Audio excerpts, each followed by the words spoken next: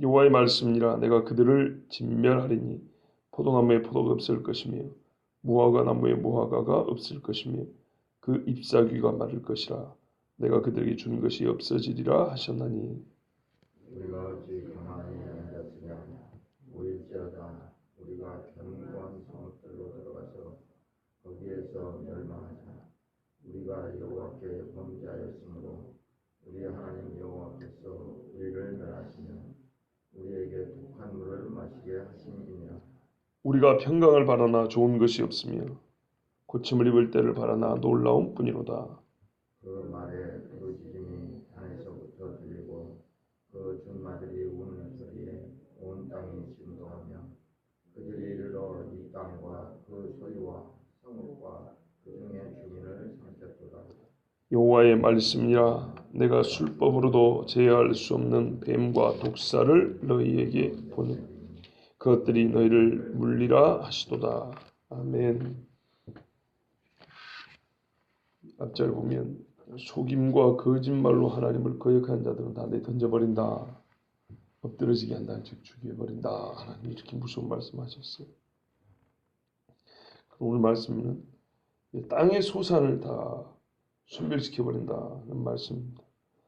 포도도 없고 무화과도 없고 잎사귀도 없고 하박국에 보면 무화과 나무 잎이 마르고 포도 열매가 없으며 논밭에 소산이 없어도 난 여호와로 즐거워하리 이렇게 나오잖아요. 그때 처한 환경은 똑같은 겁니다. 하박국은 실제로 이후에 이 갈대아 군대가 쳐들어오는 그 현장에서 하나님 앞에 부르짖는 이야기거든요. 그래서 어찌하여 이 이방 족속에 와서 하나님의 택하신 백성을 이렇게 처참하게 밟을 수 있단 말입니까? 이게 하나님 어찌된 일입니까? 그러니까 하나님이 기다려라 더딜지라도 왜 이렇게 시간이 속히 안 가는가 하고 그럴지라도 기다려라. 그러면서 이제 오직 의인은 믿음으로 말미암아 살리라 그런단 말이에요. 그러니까 하박국이 나중에 그 망해가는 과정에서도 찬송하는 거예요. 아, 하나님의 뜻이 그러시다면 무화과 나무 잎에 포도나무 논밭에 땅에 소산이 없고 우리 위에 양이 없고 그럴지라도 내가 여호와 한 분만으로 즐거워하겠습니다. 그런 찬송이 나옵니다. 근데 이제 그 처참한 파괴 환경은 똑같습니다. 오늘 말씀. 하나님이 다 주신 것들이거든요. 근데 이 준 것들 갖고 뭐 했냐? 바알을 섬기고. 이 준 것들이 하나님이 줬는데 하나님이 줬다 생각하지 않고 우리가 이미 읽었고 또 나중에 보겠지만 하늘의 여왕이 준 것이라. 우리가 하늘의 여왕을 잘 섬길 때는 잘 먹고 잘 살았는데 이런 소리를 하고 있단 말이죠. 그래서 하나님이 봐라. 이게 누가 준 것인지. 그래서 하나님 준 것을 가지고 헛되게 섬기고 하나님께서 주신 것을 모르는 즉 배은망덕 은혜를 배신하고 하나님 주신 덕을 잊어버리는 선물을 잊어버리는 그 기억이 없는 사람들에서는 하나님이 그 마음에서 떠난 그들이 하나님의 마음에서 그들이 하나님을 떠나버린 대로 하나님도 그들에게 준 것을 다 걷어버립니다. 내가 준 거 그냥 몹시 살아봐라. 자, 이렇게 됐더니 14절 보세요. 이 사람들이 그 하나님이 다 준 거를 걷어가 버리니까 살 수가 없어요. 그래서 하는 말이 우리가 어찌 가만히 앉아 있으랴. 이렇게 먹을 것은 고사하고 무방비 상태로 있다가 적군에게 맞아 죽겠구나. 여러분 성내에 농사를 짓겠습니까? 들에서 농사를 짓죠. 그죠? 그러니까 농사철 되면은 들에 나가서 양도 치고 무화과 나무도 좀 이렇게 대량으로 재배도 좀 하고 포도 농사 좀 짓고 그러는데 아무것도 없어요. 적군이 쳐들어와도 일단은 뭐가 되니까 기회를 봐서 가서 막 농사 짓고 가지고 해야 되는데 가니까 아무것도 없어. 우리가 더 이상 이게 앉아있으면 어찌 되겠냐. 목숨이라도 부지하자 하고 이제 성벽이 있는 요새 큰 성으로 들어가자. 이렇게 한 말이 14절입니다. 우리가 견고한 성읍도로 들어가자. 거기서 멸망하자. 그렇죠? 회개를 한 게 아니고 자포자기 상태에 내뱉는 푸념입니다. 결국 뭐 먹을 것도 없고 전쟁이 나면 우리가 이기지는 못할 것이고 그렇더라도 죽을 때 죽더라도 한 대까지 한번 해보자. 그리고 이제 성읍으로 들어가자라고 한 겁니다. 그리고 14절 후반에 보세요. 우리가 여호와께 범죄하였으므로 우리 하나님 여호와께서 우리를 멸하시며 우리에게 독한 물을 마시게 하심이라. 얼른 보면 회개하는 것 같죠. 왜 자기들이 이 험한 일을 당하는지를 알고 있잖아요. 그죠? 근데 여러분 이거 회개 아닙니다. 뭔가를 좀 깨닫기는 했지만 이 정도의 상황 분석, 인과관계에 대한 인정, 아 우리가 이렇게 해서 하나님이 이렇게 하셨구나라는 그 인과관계, 원인과 결과에 대한 인정이 회개는 아닙니다. 이 정도는 세상 사람들이 말하는 후회도 그렇게 됩니다. 내가 공부를 안 했더니 시험을 못 봤구나. 아 이제 열심히 공부해야지. 이게 회개인가요? 그거 아니죠. 아 내가 이렇게 사업을 했었어야 되는데 하하 참 그게 돈만 날렸네. 이게 회개인가요? 아니죠. 군사작전을 잘못해가지고 아군을 많이 잃었어요. 지휘관이 가슴을 친단 말이에요. 아까운 부하들의 생명을 잃었다. 그게 회개인가요? 아닙니다. 하다못해 사람이 돈을 잃어도 이보다 더 격하게 반응할 수 있습니다. 사랑하는 부하들을 잃어도 정말 이거는 그 남은 인생을 어떻게 살까 하고 말할까요? 일반적으로 말하면 진짜 자살하고 싶은 심정일 겁니다. 그런데 고작 이 정도로 우리가 여호와께 범죄하였으므로 우리 하나님 여호와께서 우리를 멸하시며 우리에게 독한 물을 마시게 하심이로다. 이 정도 상황 분석을 회개합니다. 여러분 니느웨 사람들이 이방 사람들이 요나가 한나절 외치니까 3일 금식을 했다는 것이죠. 베옷을 입고 죄를 뒤집어 쓰고 짐승까지 금식을 시켰다. 에스더도 보세요. 다윗도 봐보세요. 그런데 이거는 말 그대로 자기들의 신사한탄 정도입니다. 우리가 어쩌자고 결국에는 죽겠구나. 성벽 있는 성에 들어와서 죽을 때 죽더라도 한 대까지 한번 해보지 뭐. 가자. 소위 자기들 운명을 알아요. 결국에는 죽겠구나. 왜 죽냐?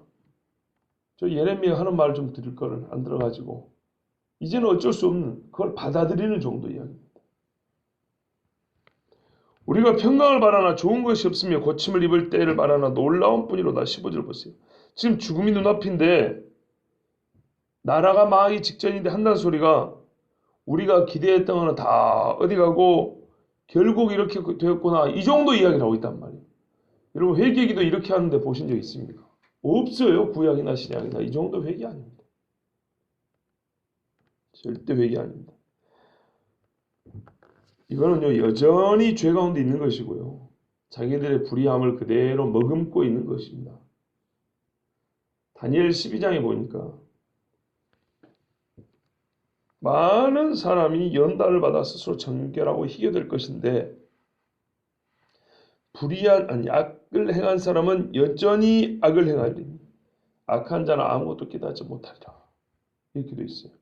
이게 마지막 이야기입니다. 다니엘 12장 끄트머리 1절 10절 이야기니까요. 또 요한계시록 22장 맨 마지막이죠. 거기 보면 뭐라고 되냐면 이 말씀을 다 해놓고 성경 말씀을 다 해놓은 다음에 불의를 행하는 자는 그대로 불의를 행하게 하고 더러운 자는 그대로 더럽고 의로운 자는 그대로 의를 행하고 거룩한 자는 그대로 거룩하게 하라. 이렇게 되어 있다. 불의를 행한 자가 회개하고 돌아와야지 왜 그대로 불의를 행하고 더러운 자는 그대로 더럽다 그럽니까? 더럽게 하라. 때가 되면요. 우리 이렇게 생각하죠. 때가 되면 어련히 알아서 믿겠지. 시간이 지나면 불의한 자가 불의를 그칠 것 같지요? 막 환란이 내리고 막 하늘에서 징조가 있고 그러면은 그때도 회개할 것 같지요?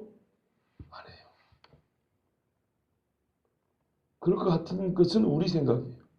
지금 오늘 보세요. 유다인들 보세요. 지금 전쟁의 소문이 들리죠? 말바굽 소리 들리죠? 아, 하나님이 경고했던 게 진짜구나. 회개할 것 같죠? 안 해요. 성경이 그대로 말씀해주고 있습니다. 노아의 방주 지어놓으니까 문 닫히고 사람들이 뭔가 좀 이게 심상치 않고 노아한테 가서 물어보기라도 할 것 같죠? 이 양반아 지금 뭔 짓을 하고 있는 거냐? 당신이 제정신이냐? 이 맑은 날에 뭔 일이 이게 뭐냐 이거 배도 아니고 뭐도 아니고 세계 유례가 없는 당시로서는 예? 빔 뉴스감인데 아무도 관심을 안 갖습니다.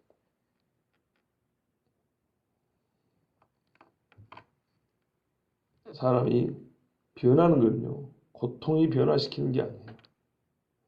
고통이 있다고 변화될 것 같으면 예수 안 믿는 사람 아무도 없습니다. 하나님의 말씀이 죄인을 변화시키고요.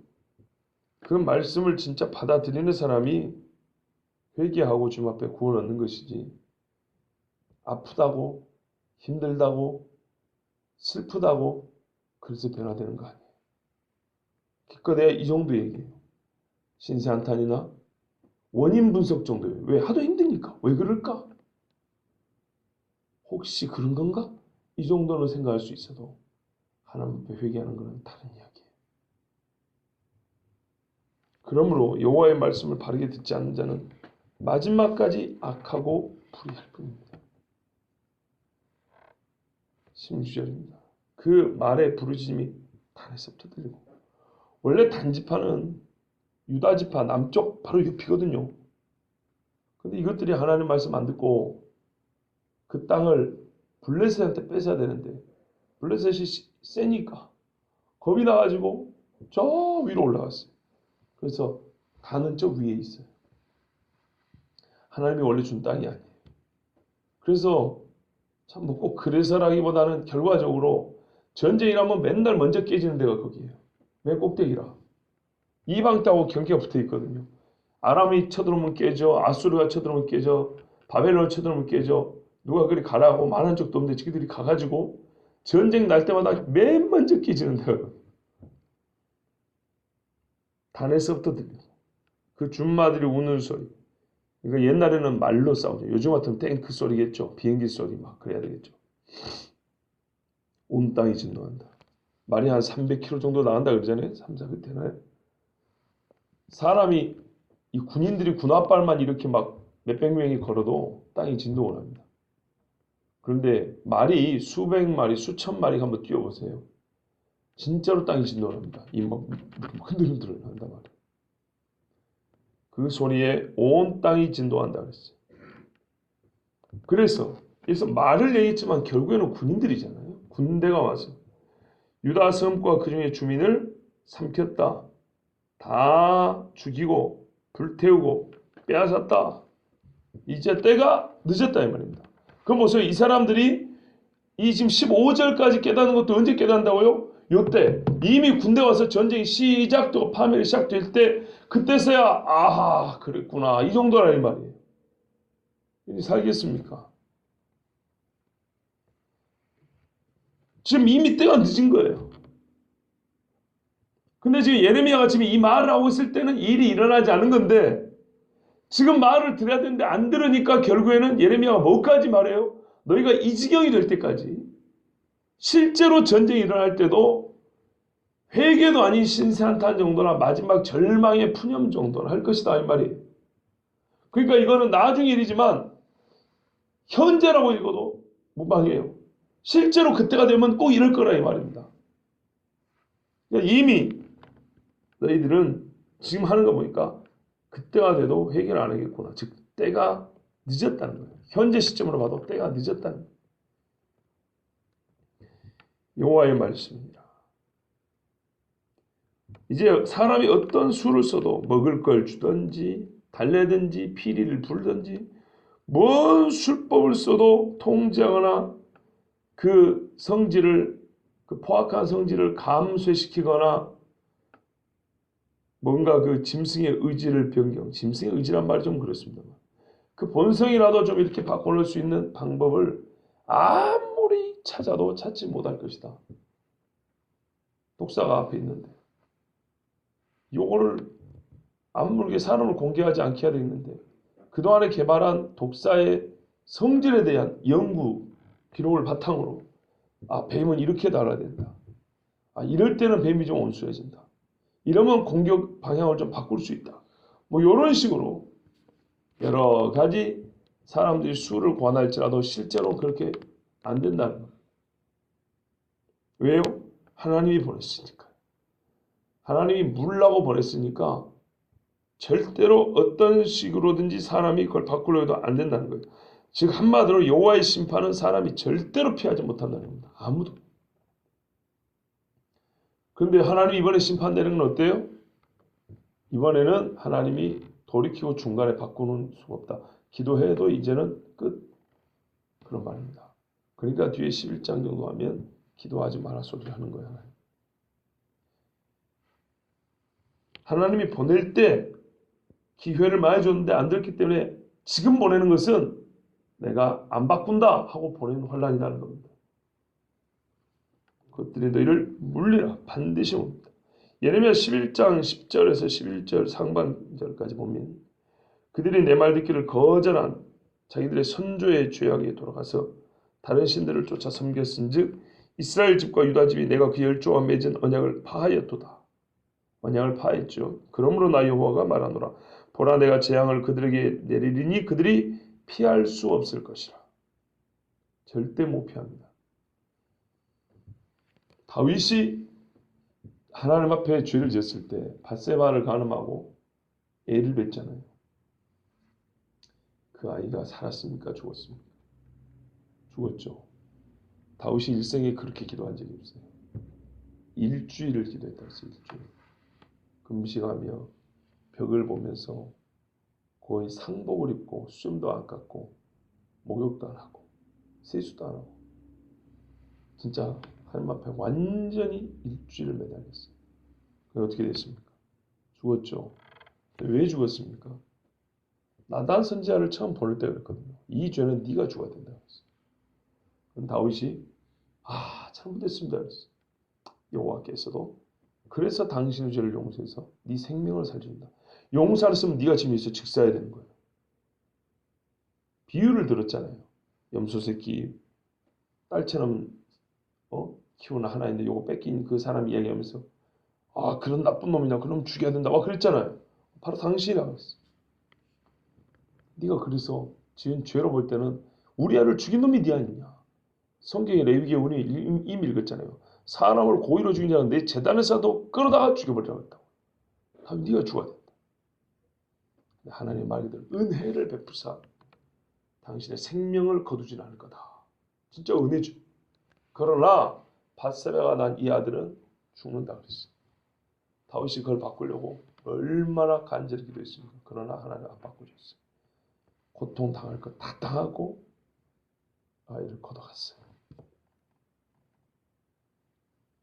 피할 수 없는 거예요. 이 나라 이 백성이 하나님 앞에 기회를 받고 충분하게 돌아올 수 있었어요. 우리 인생이 길면 길다고 짧으면 짧다고 하지만은 뭐 하는 데는 부족하지 않을 정도로 기냐면 복음을 듣고 예수 앞에 돌아올 정도로는 절대 짧지 않아요.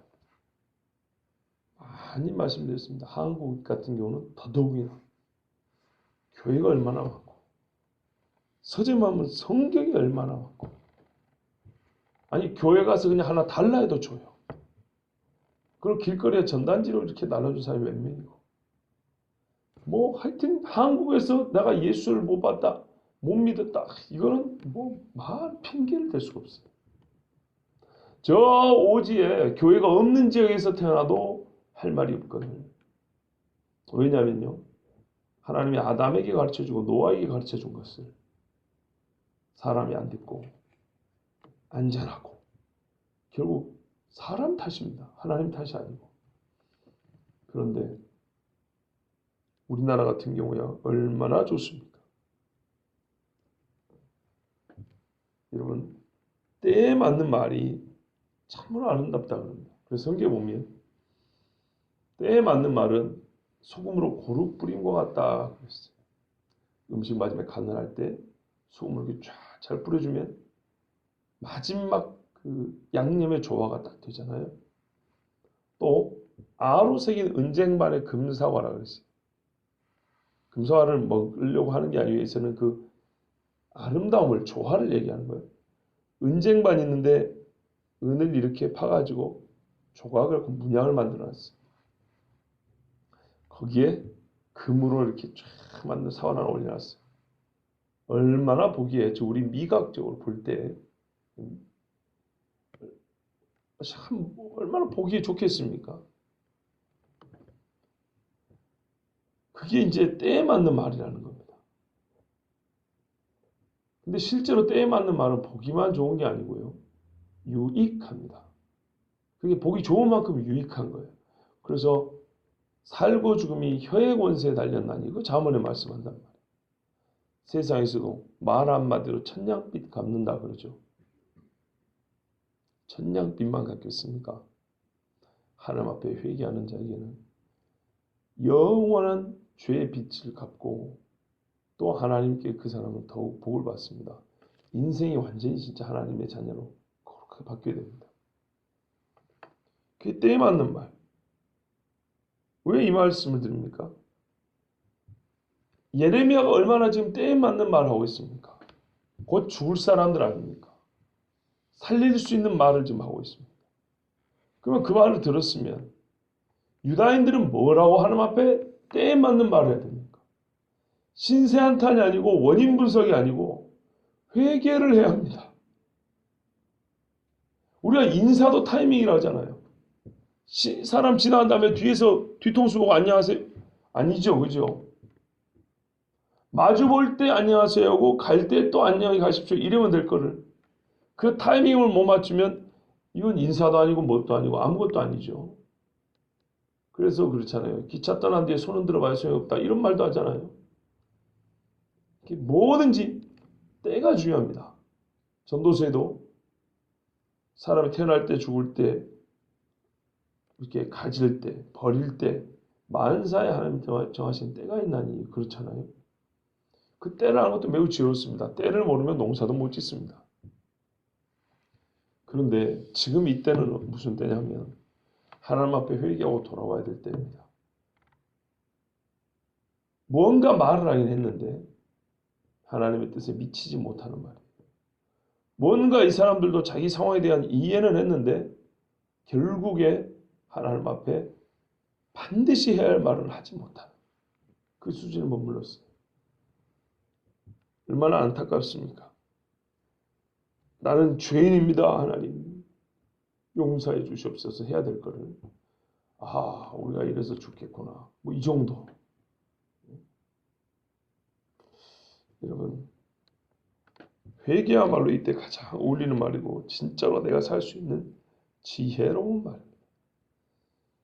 우리가 살면서 조금 덜을 위하여 지혜를 찾고 조금 더 나은 것을 위해서 어떤 말을 할까를 생각한다면 생명을 얻기 위해서 때에 맞는 옳은 말 자체가 반드시 해야 하는 옳은 말이면 때에 맞는 얼마나 중요합니까? 그 중에 제일 중요한 건요. 하나님이 부르실 때 이해하고 나아가는 것입니다. 이해하고 나가서 네가 죄인이라면 제가 죄인입니다고 잘못했습니다. 용서를 회개하고 사명을 줄 때는 제가 가겠습니다 하는 거고 네가 누구를 사랑하면 제가 사랑하겠습니다. 예수는 하나님 앞에 예라고 아니라함이 없도다 그랬단 말이에요. 하나님 앞에 항상 적합하는 말은 예예요. 근데 그 예가 주의 말씀하심에 따른 예죠. 회개하라면 나는 죄인입니다 하고 사명을 감당하라면 제가 가겠습니다 하고 그렇죠? 그런 것인데 유다 사람들은 지금 나는 죄인입니다 해야 될 때 그렇게 고백하지 않았어요. 여러분 우리에게 지금 하나님 앞에 반드시 해야 될 가장 적합한 말은 뭘까요? 각자의 인생을 한번 생각해 보세요. 지금 하나님이 이 예레미야서를 통해서 우리에게 지금 나에게 주시는 말씀은 뭘까? 하나님의 말씀은 하나님의 지혜로 우리에게 때에 맞게 주시잖아요. 그러면 나는 하나님 앞에 이 때에 맞는 말, 하나님 앞에 올려드려야 될 때에 맞는 말은 무엇일까? 그것이 오늘 우리의 기도가 되어야 합니다. 기도하겠습니다.